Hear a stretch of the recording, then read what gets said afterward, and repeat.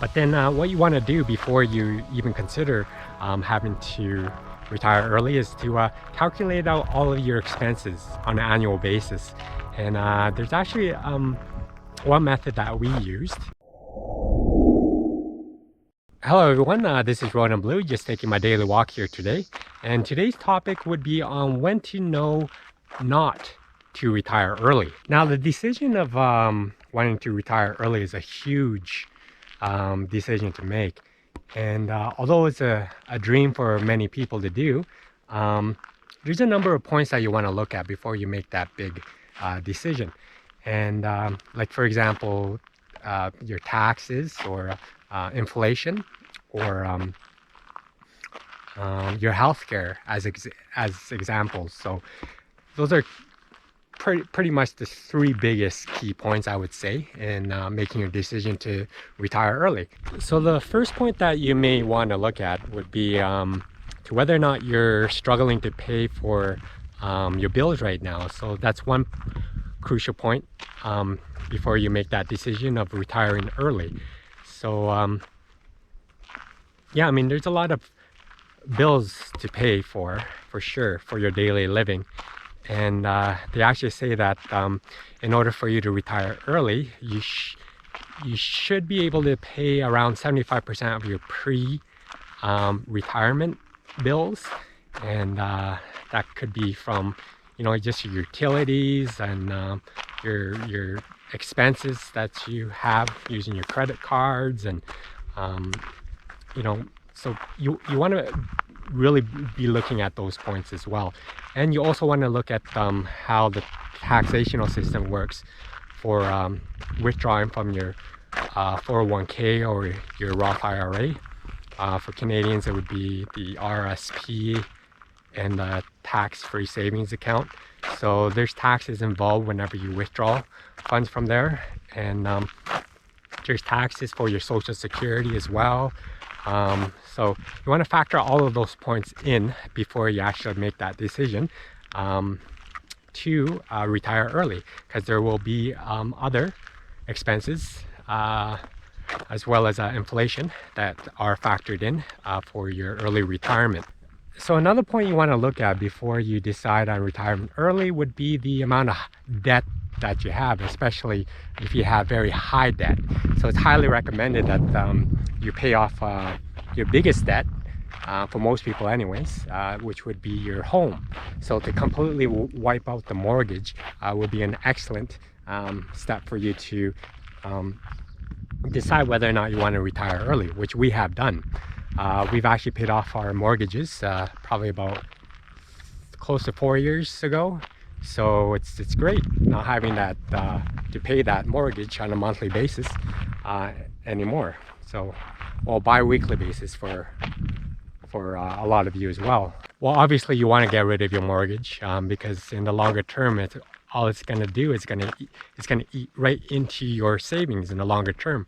So before you decide on quitting a job, you want to be able to make sure that that mortgage is completely gone. And it's wonderful for us now because all the excess money that we're making now, it doesn't go towards paying the mortgage. It goes directly into growing our investment portfolio. And it's well worth it, because before, I mean, the interest rates aren't that high for the mortgage, but when you pay off the mortgage, it's 100% guaranteed rate of return. So 100%, right? There's no risk in paying off your mortgage. Whereas, well, the stock market, there is that risk if you invest, but then overall in the longer term, that's probably the best place where you can invest and get the best yield as well. So another point to consider when whether or not to retire early would be to see if there's any planned major expenses in the future. Like fixing up your house would be a huge expense for you to manage in your retirement, like fixing your driveway or fixing your roof, or mostly to do with your household, but maybe even your car payments would be something big as well. So you may want to do those before you retire. Get your house fixed up a little bit, so it's maintained for the longer term, and maybe even considering to pay off your car as well. And a car is a major expense, as many of us know. It actually depreciates in price right after you purchase the car. So the average person actually spends around what, $300 to $500 a month just to pay off the car loan. And not only that, but it's an additional $3,000 to $5,000 a year for insurance and maintenance and you name it, that you're gonna have to pay after you retire. But of course, there's other alternative transportation methods as well. You can give up your car entirely and use options such as Uber and maybe even a scooter or a bicycle, going old school, get some exercise using that bicycle, traveling from point A to point B. And another point to consider would be an unknown social security check, right? For everyone, it's different. It all depends on how many years you worked, and it all gets calculated out in the end, how much you'll be receiving from the government. But that's something that you want to consider as well. But with our particular case, we're not actually relying on Social Security in the future. We actually built our own passive income and residual income from dividend-paying stocks and other investments, as well as rental property that we have as well. So we're not actually relying entirely on Social Security in the future.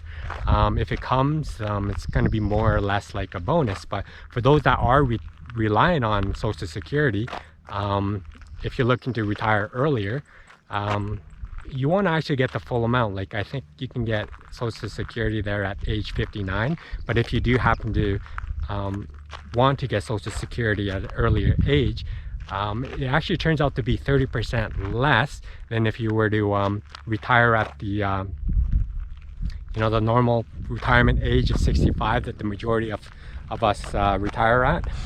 And if you actually wait even 5 years forward at age 70 to wait for your Social Security, you actually get 30% more than you would at age 65. So keep that in mind as well. But in the end, if you're looking to retire early, I wouldn't really rely too much on Social Security anyways. And I think that's kind of a trap. Everyone has that feeling of getting that government support. For me, I'd rather not rely too much on the government, although depending on which country you're in, in North America, I would say, in the United States and Canada, Social Security seems pretty decent for the majority of people, but I wouldn't 100% rely on it. So that basically brings up my next point, in having no monthly financial plan, right? Like I said, you don't want to 100% rely just on Social Security. Like I mentioned before, you want to be able to make up some passive income stream and also residual income to make sure that you have that money flowing on a monthly basis, and also to have absolutely no debt as well. That's crucial. So that goes to the other point that I talked about, of having to completely pay off your mortgage, and as well as your automobile as well, because obviously in early retirement you'll have no paychecks coming in from your workplace that you previously received from bi-weekly payments or monthly payments. That no longer flows in anymore, right? Actually, when I first felt that, I was like, wow, that's a very strange feeling, because I was always used to getting that paycheck from my company. But that's obviously going to disappear. But of course, you have your 401k and your Roth IRA to tap into as well. But then what you want to do before you even consider having to retire early is to calculate out all of your expenses on an annual basis. And there's actually one method that we used, and it's called the 4% rule. And essentially how that works is you calculate all your expenses out for the entire year and multiply by 25. Some people like to multiply by 30 to see, just to be on the safer side. but the majority of people who follow the FIRE movement, financially independent, retire early, times their entire expenses by 25. So from that perspective, you'll see whether or not in early retirement you'll be able to cover all of your expenses in retirement. But you'll find that once you do enter into early retirement, there's a lot of expenses that do go down. For example, gasoline, right? You're no longer having to drive from point A to B to your office, so you'll be saving on that. And also you won't be buying as many clothes as well. That's definitely something that I've experienced. Not buying any clothes for the last 3 years. You don't need to. Some of the office clothes just sits in my closet collecting dust there. And well, I may one day go back to work, who knows, if I get bored of this lifestyle. But so far in financial independence, I'm really happy in living this lifestyle. But yeah, I mean, you'll find that 25, I find it's a pretty good calculation. So yeah, sit down, I would say right after this vlog, and calculate out all your expenses on an annual basis and multiply by 25, and you'll come up with your own unique number, an amount that you can probably live in early retirement. And another point that you may not be aware of would be to factor in inflation as well. So the average inflation rate will roughly be about 3%. So you'll always find that the central banks in the world always try and have a benchmark of keeping the economy's inflation rate at about 2%. But for your own personal portfolio, you want to also make sure that you'll always be ahead of inflation of over well, equal to or over 3%. So within our portfolio of a mixture of dividend paying stocks and REITs and index funds and fixed income and all of that in mixture, it ranges from around positive 3% to about 7%, especially with the REITs, right? So real estate investment trusts. So yeah, you really need to factor in inflation as well. But then all of the stimulus that's coming out right now, with the US Federal Reserve pumping the stimulus of everything, propping up the markets with QE stimulus, as well as giving those stimulus checks out to households, and it's going to create a lot of inflation. But in theory, they're saying that the economy actually enters a state of deflation before it could enter a state of inflation, then perhaps to hyperinflation. But to stabilize the markets, what they do is they try and find a middle point of what's called stagflation. So you'll find that essential items will be inflationary, whereas non-essential items will become deflationary. So it makes sense in creating an economy of stagflation. But anyway, that's a whole topic that I can talk about in another vlog. But that's essentially what you want to look at as well for retiring early. Definitely a key point would be to look at inflation. And another point you want to look at would be in rebalancing your portfolio. So that would mean in being educated with all of the new assets that's going to come in the future as well. So you always want to rebalance it in and out, right? So maybe in the future there might not be dividends, but I highly doubt it, or REITs, or you know, all of the asset classes that currently give a decent amount of yield. So, but there's also the factor of the potentiality of the markets going into negative interest rates as well. So with negative interest rates, if you look at some of the European countries as well as Japan, they have actually entered into negative interest rate territory. So which means that it's completely killing the savers, right? It's no longer a world where you can save money and get interest from the banks that be, right? So if the central banks, it's good for those who want to borrow money, of course. Let's say the central bank does go, the US Federal Reserve does go to negative interest territory. It'll be easier for you to Well, I wouldn't say it's easier. The banks will probably become a little bit more strict on you to whether or not they want to loan that money to you. Essentially because the economy is not really that stable right now, and they're not going to go around and give money to anybody. But if they happen to find that you have a good credit rating, then they will go ahead and give you that money. But of course it won't be negative. Banks do need to make that profit as well, so they'll charge you a percent or two higher than what the central banks have there. So essentially what you want to do is you want to learn how to preserve your nest egg for the longer term. So that will require you to study up on different kinds of asset classes. But the thing is, in early retirement, you'll have lots of time to do so, to find alternatives, safe alternatives anyways, to preserve your nest egg. And of course, your biggest advantage would be in having absolutely no debt at all, like paying off your mortgage and your car. And diversification is extremely important as well. So we have a extremely diversified portfolio.